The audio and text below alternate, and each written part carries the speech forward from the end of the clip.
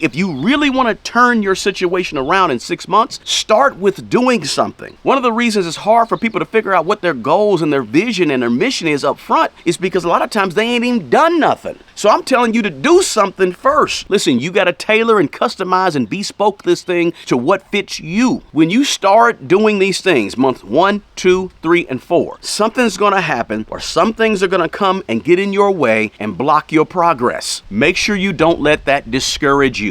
Stay encouraged and don't get weary in well-doing. Guys, you can change your finances in 6 months. And on this video, I'm going to show you how. Let's talk about it. Now, guys, look, I'm going to tell you on this video how to change your finances in 6 months. But I got to tell you this up front and be honest with you. In order to do this, you've got to change your way of thinking. You got to change your mindset in order to be at the point where you can make significant, meaningful changes in your finances in just 6 months, right? Your old thinking has got you where you are today. And so if you want to go somewhere different in the future financially, you got to think differently, right? Sort of renew your mind. So let's jump into these things that you got to do. And I want to take this thing sort of month by month. So month 1 is simply awareness and management month. Remember, you're changing your thoughts and how you think about money and personal finances and things and stuff around you that's going on. You're changing the way you think, right? Getting organized in your mind. And behaviors start in the mind. So how you think is going to dictate how you behave, and how you behave is ultimately going to dictate your outcomes with money. So in this very first month, you are rearranging your thought process, and you're going to start building a real budget right away, right? And you're also going to start getting any free money that's out there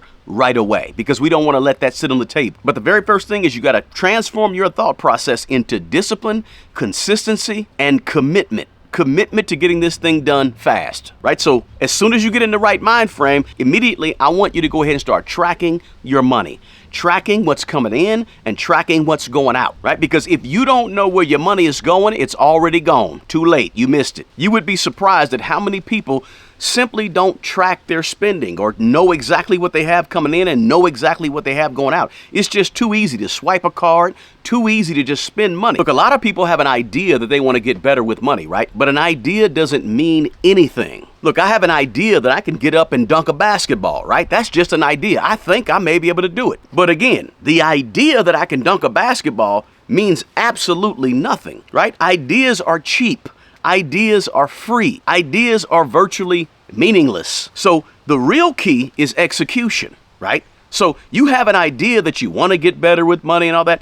I'm telling you immediately, month 1, execute. Execute on a budget, figuring out what you have coming in and figuring out where your money is going immediately. And I like to do a zero-based budget. Now, what a zero-based budget is, it's just basically giving every dollar a job before the month even starts. Before you even get the money, you've given the money a job and given it a purpose and some intention, every single dollar, right? And then you want to write it down. Now, you can write it on a piece of notebook paper. You can write it, you can do a spreadsheet, you can do a Google sheet. I don't care where you do it, doesn't matter. What you're trying to do in this very first month is not only renew your mind, get your mind thinking right, but also you're trying to identify some leaks in the boat, right? You're trying to figure out, where is my money going to? Because if you don't know where it's going to, it's hard to control, right? Maybe it's the $300 on the hair, the $50 on the haircut. Maybe it's the nails getting done, the toes getting done. Maybe it's a concert ticket or a sporting event. I don't know. You got to figure this out. Everybody is different, right? But you got to get a handle on that thing with a zero-based budget. And then when it comes to your 401k at your job, if your job offers a 401k or 403b, you need to make sure you're contributing. And if they offer a match, you get the match. And if your job does not offer a match, go ahead and open up a brokerage account at your Schwab, your Robinhood, your Vanguard, your Fidelity. Open up a brokerage account and start putting a tiny little percentage, 3% of your money in there, or 4% of your money in there. That's if they don't have a match at your job. Now listen, I'm not telling you to invest 10 and 20 and 30% of your money immediately month 1. But I do want you to get the match at the job. And if they don't have a match, just start doing a little bit of investing, because I want you to have a little bit of money going towards the stock market the whole time this thing is going on. All 6 months. But don't leave free money on the table if there's a match at the job. Then also in month 1, I want you to be checking in on yourself weekly. Having a weekly meeting with yourself, your spouse, your partner, whoever you're with. It may be a 5-minute meeting. It may be a 30-minute meeting. Just something so you can sort of get your wits about you for the upcoming week, right? And for some of you, during this first month, you may begin to say, maybe I need to do cash envelope. Look, I have a 7-figure net worth and I still use the envelope system today. Call me strange, right? But that just means you put a tiny bit of money for small things, maybe miscellaneous items, gas, food, whatever, to the side. The envelope system is just a way to discipline yourself, right? So that you don't go above and beyond what you put, that small amount you put in the envelope for whatever you decide to put in the envelope for. It's just a thought. Some of you may want to try it. Look, that's all month 1. I know it sounds like a lot, and I know it sounds like it's hard. But listen, everything I've accomplished with money in my life has always been a little difficult, has always caused me to stretch a little bit more or get outside my comfort zone to grow. And it costs me something. So this whole process is not easy. It's going to cost you something. Time, effort, energy, some emotional awakening, right? Whatever it may be. It's going to cost you. Let's go to the second month. Remember, this is a 6-month plan to make serious, significant changes in your personal finances. Let's go to month 2. Now, in month 2, I want you to figure out your net worth and I want you to face your debt, if you have any debt. So the first thing is, in month 2, figure out a net worth statement. List all your assets on one side of a piece of paper or spreadsheet. List all of your liabilities on the other side, what you own and what you owe. And then you add it all up and see where you stand in terms of your net worth, because you want to know your true financial position. Matter of fact, I want you to continue to track your net worth over the next several years, at least 2 to 3 times a year. But right now, month 2, let's figure out your net worth. Why? Because I want you to focus on it. I want you to pay attention to and be intentional about building up assets and lowering liabilities. So that also means I want you to figure out, what do you owe? And then I want you to make a plan to pay off your debt, your bad debt, on things that are going down in value or things that are not increasing your value. So a good debt payoff plan is the snowball plan. And the snowball plan is just where you list all of your debts from smallest to largest. Now, there's also the avalanche plan, where you list all of your debts from highest interest rate to lowest interest rate.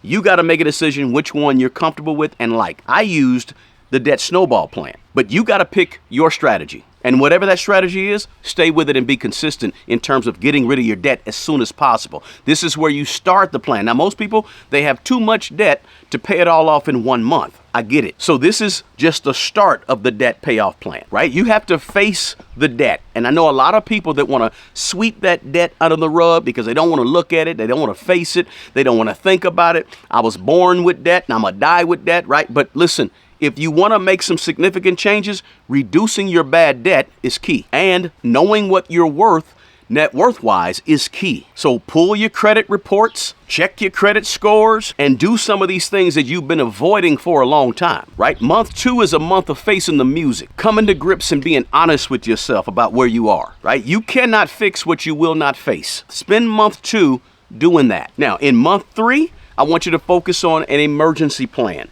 Now, you're still doing the debt payoff. You're still understanding how to manage your money and knowing where you're at and thinking differently with money. But month 3, I want you to focus on saving. And I want you to take any extra income that you come up with from that budget and put it towards an initial emergency amount. For some of you, that could be $2,000. For others of you, it might be $3,000 or $4,000, right? But you have to feel comfortable with this small emergency amount that you're trying to build up quickly to cover you in case something goes wrong. Now, if you're out of debt already, then maybe you need to focus months 2 and 3 on building up some emergency money. Or if you have some emergency money and you're already out of debt, maybe you can spend months 2 and 3 building that emergency fund up to make sure you have a full emergency fund that's 3 to 6 months of your monthly expenses or your monthly needs. Your choice. Listen, you got to tailor and customize and bespoke this thing to what fits you. So also here in month 3, you need to look for ways to increase your income.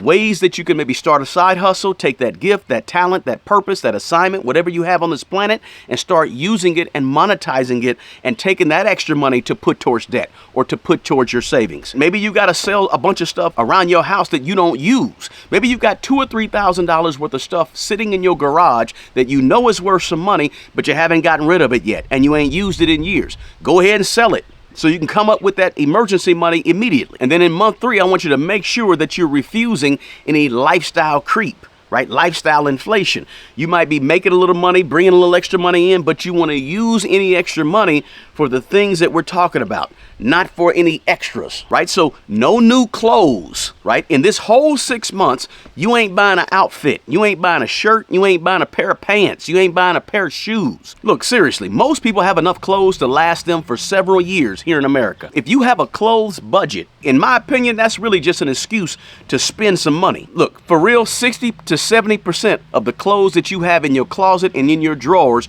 you probably ain't worn in years. 60 or 70%. Most of us wear the same 9 or 10 things on a regular basis. Now, the other thing about month 3 is keep up the good habits. You've started something different. You started something new. Keep it going. Even after the excitement has died down, keep it going. And when you get a few wins along the way here in months 2 and 3, celebrate them. Celebrate them inexpensively, but pat yourself on the back a little bit too, right? Guys, if you're getting any value from this video, do me a favor, smash the like button, and most of all, share this video with someone who you know could use this valuable information. Also, please drop me a comment below and let me know your thoughts. Now, let's get back to the video. Now, let's go to month 4. Month 4 is just simply staying relentless on your debts, staying relentless on your savings plan, staying relentless on the new information you're getting, the new money mindset that you got, right? The new way of thinking about money, the new way of looking at your personal finances. Keep it going in month 4, right? You got to stay focused during this process. Don't fall for shiny objects. Somebody's going to come up around month 4 and say, hey, we going on vacation. You maybe say, I can't go on that vacation right now. I'm on a 6-month journey. And again, in month 4, if you get some progress on something, celebrate those small wins. Remember, you celebrating a little bit along the way. What you're doing is you're celebrating progress. You're not celebrating perfection, right? Now, let me say this. When you start doing these things, month 1, 2, 3, and 4, and here it is, and you're doing better with money, you managing your money better, you feeling better, you feeling more in control of your money, guess what? Something's going to happen, or some things are going to come and get in your way and block your progress, right? There'll be some issues. There'll be an emergency. There'll be something that happens to come and try to deter you and knock you off of your good path that you're on, right? But here's what I'm saying.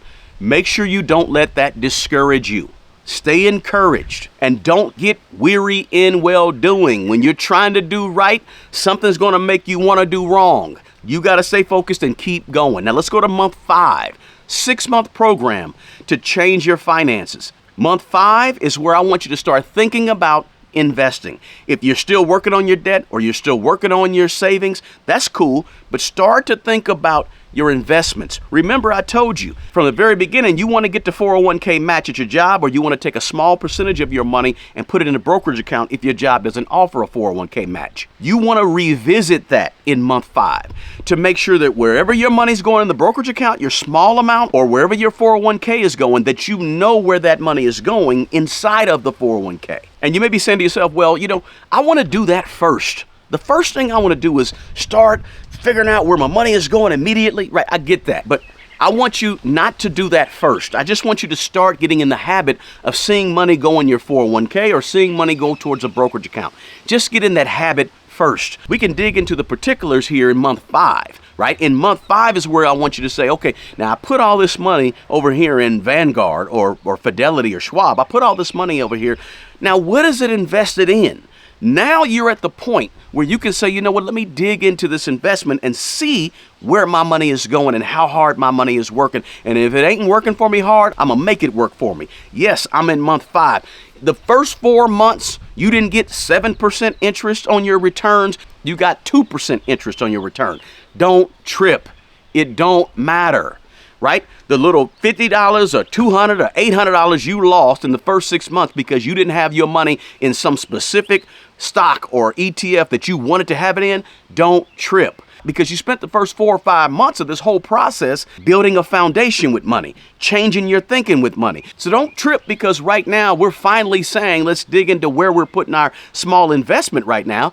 Don't worry about it. You've already done the hard part first. Months 1 through 4 is the harder part. Now, in the 5th month, when you really dig in and see where your money is going and you make some investment decisions, you make some diversification decisions, you make some allocation decisions, right? Do you want most of your money going towards ETFs, index funds, value stocks, growth stocks, S&P 500, dividend ETFs? Look, All that stuff is now in month 5. And in month 5, make sure that you're automating all this stuff as well, right? All your contributions, all your investments, make sure it's automated. Now, let me say this too. Remember, the first month I said only 3 to 5%. Well, look, if you've got all your debt paid off and you got all your savings taken care of, you can expedite this investing piece and knowing where all your money's allocated and going. You can put that up in month 2 if you've taken care of some of the other things on this list. But you need to make sure that you are superbly educated about investing.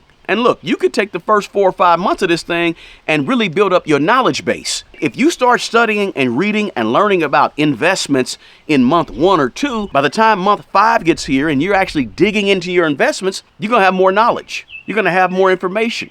You're going to be wiser about where that money is being allocated within those investments. But the key is this: when you start looking at your investments closely, don't chase trends. Come up with your investment goals, your investment strategies, your core belief. Like, make this thing real. Don't just do what most people do and they hear something on TV, Kramer's talking about something, and they go buy the stock. They haven't done any research. They don't know what the earnings look like. They don't know what the free cash flow looks like. They don't know what the industry looks like. The projections look like. They don't know nothing. They just hear somebody on TV or on YouTube tell them, hey, these are 10 stocks that I would buy, and they go buy the 10 stocks, right? Don't be that type of investor. So you want to take time to learn, to read, to understand, to research, to do your own due diligence, and then go buy your index funds or your ETFs or your individual stocks or your bonds, whatever you're buying. But you got to spend time. That's why this is month 5, because you got to spend time educating yourself and leveling up your financial literacy before you go allocating and diversifying and putting your money in places. Now, month 6 is this. You got to start thinking legacy and long-term. You got to define your long-term vision. And the reason I said define your long-term vision and your goals and things like that in month 6, because in month 1, you got to first get started. You got to do something immediately. What happens to a lot of people is they do the goals and the vision and all that in month 1 and they stop. But hey, if you really want to turn your situation around in 6 months, start with doing something. And then down the road, once you start doing something, you can understand, what are my goals? One of the reasons it's hard for people to figure out what their goals and their vision and their mission is up front is because a lot of times they ain't even done nothing. So I'm telling you to do something first. The first month, you're starting to manage your money and think differently about your money and take inventory of your money. By month 6, now you've done all the work. Now you got an idea where you're going, and your goals that you formulate 6 months later are going to be more thorough, more specific, more well thought out. You're going to have educated goals as opposed to aims and wants that you might have had if you had figured your goals out before you even started. Now, in month 6, you set your 1-year goal, your 3-year goal, your 5-year goal, your 10-year goal, your 25-year goal. You set that now in month 6, and you automate everything, and you increase your investments if necessary, or you keep paying down your debt or keep paying towards your emergency fund, whatever you got to do, right? And maybe by month 5 or month 6, you can start talking and teaching other people about what you're doing with your money, right? One of the best ways that I've learned to master money is to teach about it, tell other people about it. In the meantime, you end up holding yourself accountable too. Now listen, if you do all the things that I've mentioned on this video in 6 months, there's really no way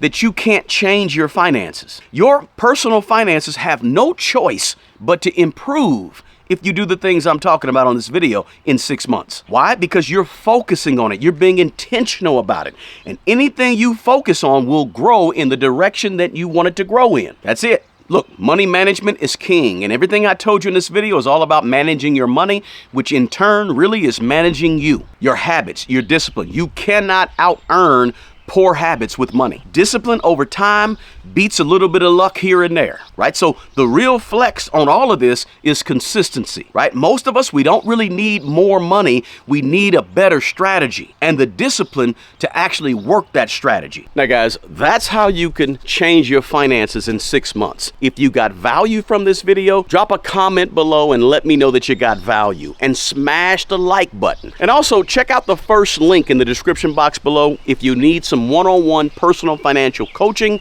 and mentoring, because personal finances is personal. Hey, the best person who's going to take care of the old you is the young you.